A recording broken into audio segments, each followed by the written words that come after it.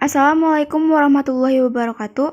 Kami dari kelompok 2, kelas 11 MIPA 1 ingin mempresentasikan bab 3 Pergerakan Nasional, subbab C, faktor pendorong lahirnya organisasi Pergerakan Nasional Indonesia.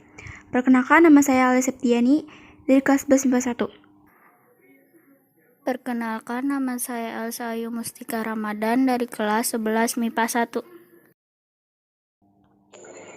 Perkenalkan, saya Hafenu dari kelas 11 MIPA 1.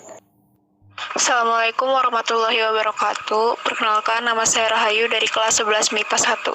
Assalamualaikum, nama saya Raisa Delia Kori dari kelas 11 MIPA 1. Assalamualaikum warahmatullahi wabarakatuh. Perkenalkan, nama saya Sri Mulyani. Assalamualaikum warahmatullahi wabarakatuh. Nama saya Triagung Delta Syafida dari kelas 11 IPA 1. Latar belakang lahirnya Pergerakan Nasional Indonesia tidak terlepas dari peristiwa-peristiwa di Asia. Misalnya, kemenangan Jepang atas Rusia tahun 1901 sampai 1905, meningkatnya pendidikan rakyat, terbitnya surat kabar sebagai media komunikasi, serta paham baru yang masuk ke Indonesia yang mempercepat tumbuh dan berkembangnya nasionalisme Indonesia. Faktor pendorong pergerakan nasional dari dalam negeri. 1. Faktor politik. Pemerintah kolonial Belanda secara sistematis mampu merubah keseluruhan tatanan politik khususnya di bidang pemerintah. Para penguasa pribumi tidak lagi memiliki kekuasaan dan kewenangan atas wilayah yang mereka pimpin. Mereka diikat kontrak dengan ketentuan wilayah yang mereka pimpin adalah bagian dari Hindia Belanda. 2. Faktor ekonomi. Meminjam perkataan Barus, Hindia Belanda tidak ubahnya sapi perahan bagi pemerintah Belanda.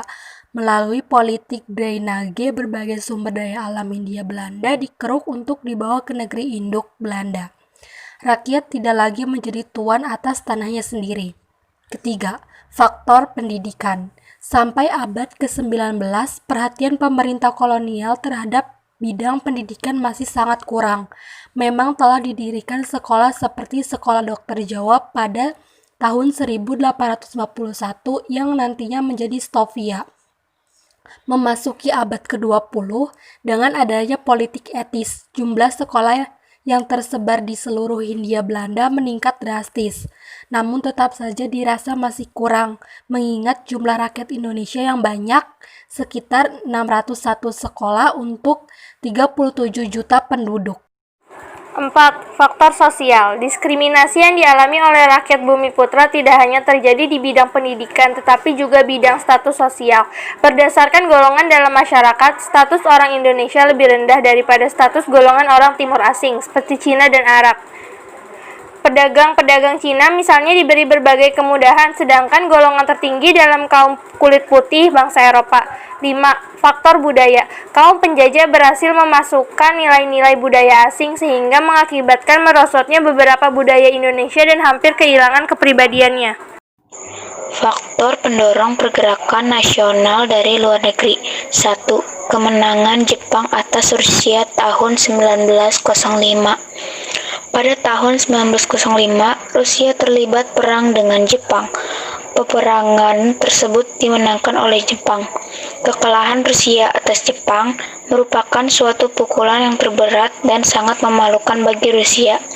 2. Pergerakan kebangsaan India.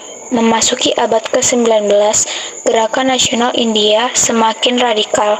Pergerakan nasional India dipimpin oleh Mohandas Karamchand Gandhi, lebih dikenal dengan nama Mahatma Gandhi, pemimpin India yang besar, lahir 2 Oktober tahun 1869 di Porbandar, negara Kathiawat atau Sudamapari, putra dari Karamchand Gandhi alias Kaba Gandhi.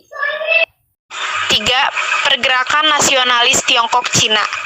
Gerakan nasionalisme di Cina lahir dikarenakan kondisi sebagai berikut. Yang pertama, kekecewaan rakyat terhadap penguasa maju. Kekalahan dalam Perang Candu tahun 1842. Ketiga, keinginan untuk membentuk negara sendiri. Dan yang keempat, Kaisar Macu dinilai bukan keturunan bangsa Cina dan lemah saat menghadapi penjajahan bangsa Eropa Amerika Serikat dan Jepang. 4. Gerakan nasionalisme Turki. The Sick Man itulah julukan Turki setelah masa pemerintahan Sultan Muhammad II berhasil dikuasai penjajah barat. Banyak wilayah dan pengaruh yang hilang dari mereka.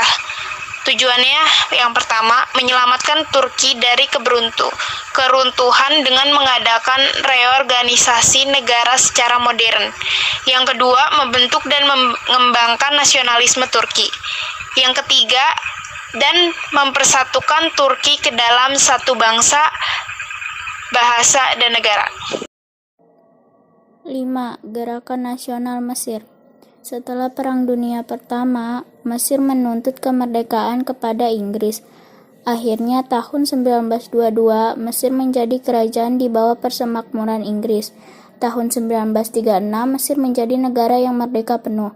Selanjutnya, terusan Suez dikuasai Mesir kembali pada tahun 1956, setelah dinasionalisasi oleh Gamal Abdul Nasser. Sekian presentasi dari kelompok kami, kurang lebihnya mohon maaf. Wassalamualaikum warahmatullahi wabarakatuh.